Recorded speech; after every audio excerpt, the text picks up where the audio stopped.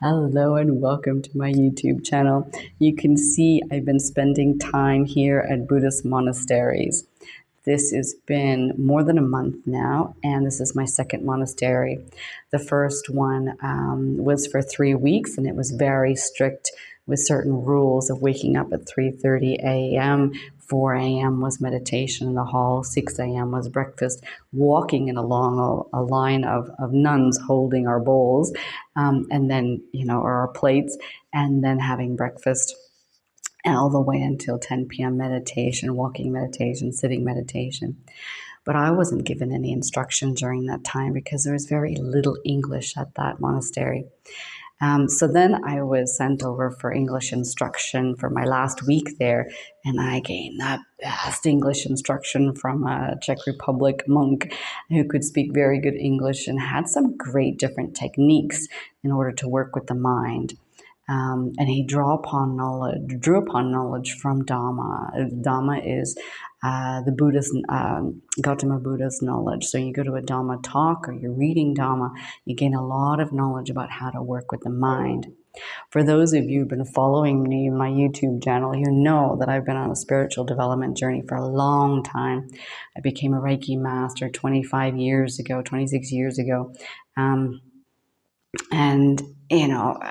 I lived in Tirunelveli in Tamil Nadu, India, and explored Hinduism and all the sacred temples, centuries years old, and sat in spots of Jiva Samadhi, of rishis and people who have achieved Samadhi and enlightenment, and really felt what that was like.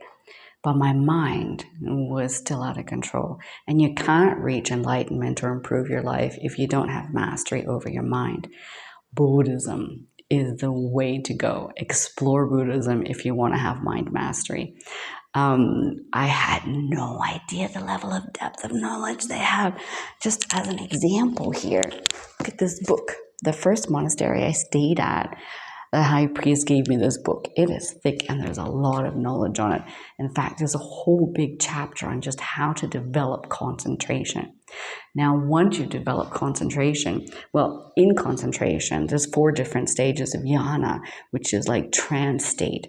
And that means the mind is not being distracted with random thoughts or emotions. You're just holding this trance state. Now, I've been able to shift into trance state before when I'm out in nature doing nothing ever since I was a child. So that's not a big problem for me. The problem was that this distraction of the mind, when I got caught in this worldly way of drama and trauma and everything, I kept ruminating, obsessive thinking about how to fix it, what to do, and my mind was out of control. You can't reach enlightenment or improve your life if your mind is out of control. So the Vipassana technique I was taught at the first monastery really helped me, and now I'm practicing it at this is the second monastery. Now I'm practicing it here, which I'm going to share the technique in another video. I have plans to record the sunrise, the rooftop, because I'm always up at 3 or 4 a.m.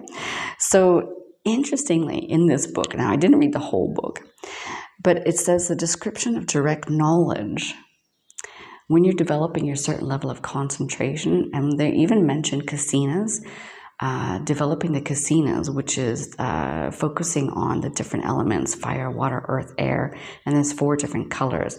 And when you develop those really well, I mean, this can be like 100 times. I'm not sure how to do this, but I know it develops at one pointed focus. There's some dangers to doing this as well. So apparently you're supposed to need a really good teacher in order to go about doing that. But once you can get into that trance state and the concentration, you then have the ability to develop superpowers or have access to superpowers. And it says this in the book on page 409. We're talking about superpowers, right? Mind mastery on the way to enlightenment, developing superpowers. Now the yogis in India know how to do this as well. How come other people around the world don't know how to do this? This is knowledge you can pick up and practice every single day, and you'd be a completely different person. Have mind mastery. Amazing. With such a simple technique. Mind-blowing. Let me just read this one sentence to you.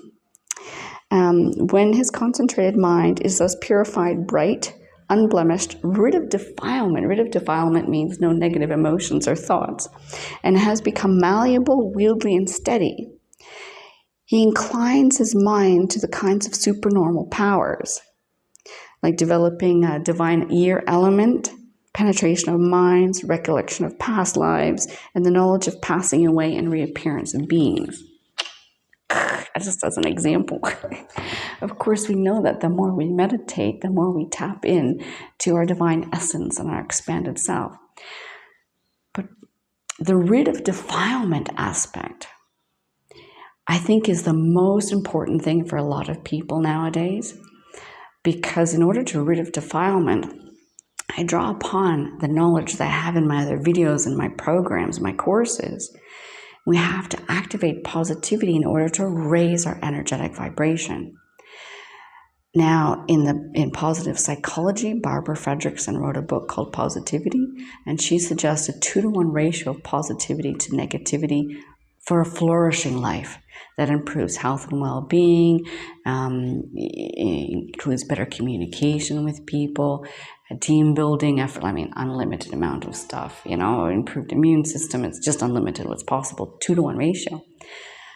But according to Buddhism, if you keep going with that positivity ratio and raising your level of vibration to the point where you rid yourself of all defilements, you reach the stage of enlightenment. I think that's pretty cool. I mean, but what does it take to do that? It's absolutely fascinating. So I'm on a journey here, and I wanted to share this with you, what is possible. Mind mastery is absolutely valuable if you want to steer your life in a direction you want it to go. I talk about that all the time. And it's one thing to become consciously aware of your thoughts, which is what I was, consciously aware of my thoughts. The next step is to be able to steer them, right? And it takes a lot of willpower to know why you want that destination. You have to know your why. Why do you really want to steer your life in a particular direction? You're tired of the struggles and misery of your current lifestyle. Yes, you want to prove to yourself that you're an expanded, unlimited being with unlimited potential. Absolutely. Or you just want to reach a stage of enlightenment and no longer have any struggles and misery.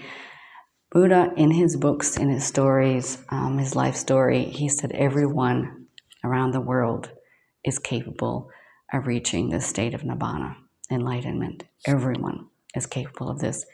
And he said to practice loving kindness as a start. And I think that's a good place for everyone to start practicing loving kindness. And after that, once you're doing that more, it becomes like this snowball effect, because you notice that good things will start to come to you. But you can keep growing with that. Start feeling into things around you. Start with your meditation practice. Mind mastery starts there with the breath and loving kindness. So I'm very deeply grateful, Gautama Buddha, for it was a random last-minute decision to come here. I had no idea what went on in my life, but here I am learning this stuff. So thank you for watching, and please subscribe to my YouTube channel. Come on my journey with me. I'm on a fascinating journey, and in fact, I'm going to be running programs and courses and retreats in person very, very soon, and I'd like to see you in your country. Namaste.